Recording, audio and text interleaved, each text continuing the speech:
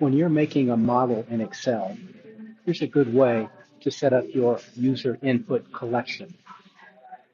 Provide really clear labels so that every input required is completely understandable to the user.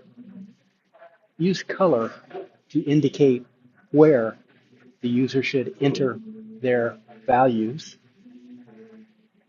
Provide sensible defaults so that the customer, the user, may not need to input anything at all. Then show what value will be used by the model. Sometimes it's also helpful to include a description just to eliminate any possibility of confusion. For the value you're using, it's nice to have a named range. Formulas, especially complicated formulas, are so much easier to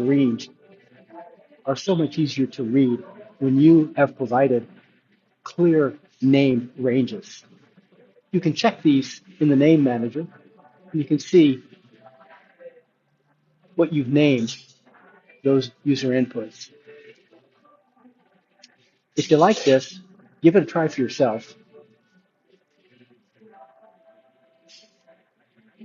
The value used to take advantage of the default, it's a simple if statement. If the user has typed in a value, C2, for example, use that value, C2. If there is no value, use the sensible default, D2. It's a really simple way to give the option of a default value. If you like this video, please click like and subscribe so that you'll see the next one we create. Thanks a lot.